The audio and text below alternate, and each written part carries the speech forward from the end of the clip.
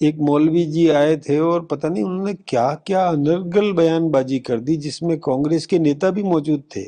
वो उन पर कभी भी नहीं बोलते और हमारे वस्त्र पर ही उनको ऐतराज है। अकबरुद्दीन ओवैसी या असदुद्दीन ओवैसी क्या बोलते हैं वो उस पर कभी नहीं बोलेंगे। मैं खड़गे जी को कहूंगा कि पड़ोस में नजरें मत रखो। हमने कभी भी दुश्मन की तरफ ध्यान नहीं दिया,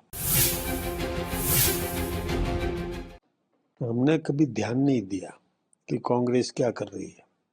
हमने हमारा काम उस पर हम केंद्रित रहे और हमें अपना काम ठीक ढंग से करना है। हमारी टीम ठीक ढंग से काम पे लग जाए, हमारी जो बजट की घोषणाएं है वो जनता तक पहुंचा दें। देश के प्रधानमंत्री जी उनके द्वारा जो विकास के काम किए या हमारे 10 महीनों के विकास के काम राजस्थान सरकार द्वारा किए गए वो हम लेकर के पहुंचे हैं। हमने कभी भी दुश्मन की तरफ ध्यान नहीं दिया। वो क्या कर रहा है, विरोधी विपक्ष क्या कर रहा है, हमको इससे कोई मतलब नहीं है। वो अपना काम करे, हम अपना काम करें। हमने केवल ये ध्यान दिया। उन्होंने कभी ये नहीं बोला कि वो क्या बोल रहा है, ओवैसी क्या बोल रहा है, कभी नहीं बोलते वो। अकबरुद्दीन ओवैसी या असदुद्दीन ओवैसी क्या बोलते हैं वो उस पर कभी नहीं बोलेंगे। हमारे जयपुर के अंदर एक मौलवी जी आए थे और पता नहीं उन्होंने क्या क्या अनर्गल बयानबाजी कर दी, जिसमें कांग्रेस के नेता भी मौजूद थे। वो उन पर कभी भी नहीं बोलते और हमारे वस्त्र पर ही उनको ऐतराज है। यानी ये तो मैं सोचता हूँ कि इससे ज्यादा एक मतलब विकृत मानसिकता और क्या कही जा सकती है। वो कब क्या बोल देते हैं, किसी के लिए कुछ भी बोल देते हैं। उनको अपना बयान तो शब्द चयन सही करना चाहिए और वस्त्रों से क्या लेने देना है। वस्त्र से राजनीति चलती है क्या? शब्दों से चलती है। कोई ये धमकी दे कि सड़क पर आ जाएंगे तो कोहराम मच जाएगा या होश उड़ जाएंगे, या कोई ये कह दे कि 15 मिनट के लिए पुलिस को हटा दो हम, ये तो उस पर उनका ध्यान नहीं है वहां तो, क्योंकि उनका वो वोट बैंक है। मैं सोचता हूँ कि राजनीति का स्तर गिरता जा रहा है। उनको संभलने की जरूरत है, संभालने की जरूरत है और ये इसका नुकसान कांग्रेस को ही ज्यादा होगा।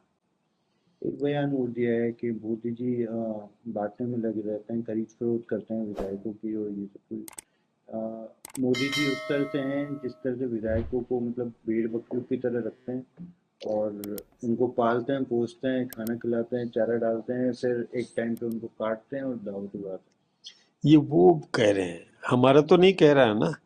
हमारा विधायक तो नहीं कह रहा है। हमारा विधायक जब हमको यार हम अपना काम कर रहे हैं, उनको हमारे इन्हें देखिए। मैं आपके माध्यम से मैं खड़गे जी को कहूंगा कि पड़ोस में नजरें मत रखो, अपने घर को संभालो। ताक झांक पड़ोस में मत किया करो। पड़ोस में ताक झांक करना ये कोई शोभा नहीं देता किसी राजनेता को, किसी भी व्यक्ति को, संभ्रांत व्यक्ति को, बुद्धिजीवी व्यक्ति को कभी इधर उधर नहीं देखना। पड़ोस में ताक झांक करना ठीक नहीं। हम क्या कर रहे हैं वो हमको करने दो। हमारे विधायक और हम आपस में समझते ठीक कर रहे हैं। हमें कोई एतराज नहीं है। उनको पता नहीं क्या लगता है, वो उकसाने का काम करते हैं, भड़काने का काम करते हैं। यानी हमारे विधायकों को क्या समझते हैं वो, ऐसा वो ठीक नहीं है। उनको अपने आप को सुधारने की जरूरत है। हैं। एक वैसे जैसे पूर्व सरकार थी कांग्रेस की, या कांग्रेस जिस तरह से घोषणाएं करती हैं, फ्री में स्कीम देती है जनता को, वैसे ही एक उदाहरण देखा गया है कि कर्नाटक जो गवर्नमेंट है सिद्धारमैया की, मतलब उन्होंने भी माना है कि जो वो फ्री की स्कीमें दे रहे हैं, गारंटियाँ दे रहे हैं, उनसे कहीं न कहीं राज्य सरकार पे बोझ डलता जा रहा है और वो कर्जे में जाते जा रहे हैं, फिर भी वो स्कीमें बंद नहीं करेंगे। देखिए, उनकी कई बातें हैं।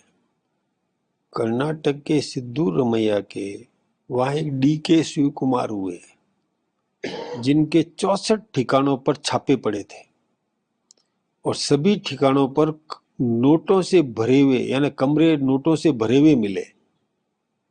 ये सब क्या है? कभी वो अपने गिरेबान में झांक करके तो देखे कि उनके नेता कर क्या रहे हैं। भ्रष्टाचार की पराकाष्ठा हो गई, यानी नोट गिन नहीं सकते, मशीनें भी थक गई नोट गिनने की, कमरे नोटों से भरे हुए मिले, और वो उनके मंत्री हैं, वो उनके साथ बैठते हैं, मतलब उनके, अच्छा उनके खुद के सिद्धरामैया और क्या नाम उनकी पत्नी का नाम है, उन प्रमिला रमैया है शायद, यही नाम होगा, उनके खिलाफ भी मुकदमे हुए, वो भी जमानत पर है।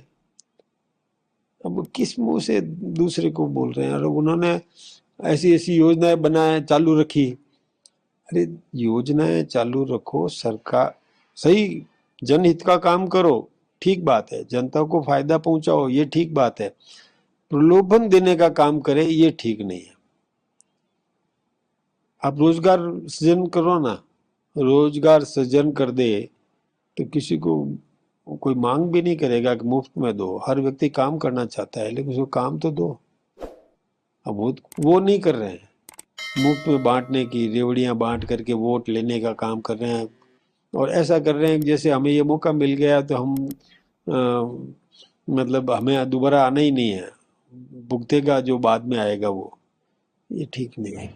एक आखिरी सवाल हो सकता है कि कटोगे मतलब बटोगे तो कटोगे और एक हैं तो सेफ है, इस तरह के बयान लगातार आपकी पार्टी शीर्ष नेता देता है। अब इसको लेकर भी आपत्ति कांग्रेस लगातार जता रही है और चुनाव आयोग में शिकायत लेकर भी गई है कि सांप्रदायिक। एक बात मैं आपसे बताऊं, एक रहोगे सेफ रहोगे, इसमें दिक्कत किसको है?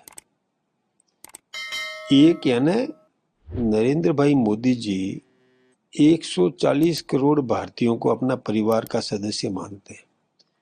जब सब वो कह रहे हैं कि एक रहो, तो किसी के खिलाफ में तो है नहीं, और कहीं पर भी ये सत्य माना गया है, हम सब जानते हैं कि जहां संगठित रहोगे तो सेफ रहोगे ही रहोगे, इसमें क्या दिक्कत की बात है? तो अब, और संगठित नहीं रहोगे, बटोगे, तो क्या होगा? तो इसमें मैं सोचता हूँ कि उनको कोई छिद्रान्वेषण की बात करना ये ठीक बात नहीं है। किसी के स्वभाव में ही छिद्रान्वेषण है, कमी ढूंढना, तो वो कमी ढूंढेगा, उसका उसकी आदत है, वो आदतों से बाज आएगा नहीं। हम लोग सही कह रहे हैं कि एक रहोगे तो सेफ रहोगे, ठीक बात है ना, सेफ रहना है, देश की एकता, सुदृढ़ता, ये सब आपस में जुड़ी हुई है, मजबूती जुड़ी हुई है। और यदि हम आपस में बटेंगे, कोई वर्ग भेद के आधार पर बटेंगे, कोई जाति भेद के आधार पर बटेंगे, कोई धर्म के आधार पर बांटेंगे बटेंगे, तो क्या फायदा होगा? बटेंगे तो दुश्मन फायदा नहीं उठाएगा, तो कटेंगे, इसमें क्या दिक्कत की बात है? ये तो यानी सामान्य नजर से भी समझ में आता है, लेकिन उसमें से कमी ढूंढना, उसको दूसरे ढंग से पेश करना, ये उनकी आदत है। हमने बहुत सही सोच समझ करके ये बात कही है कि एक रहोगे तो सेफ रहो।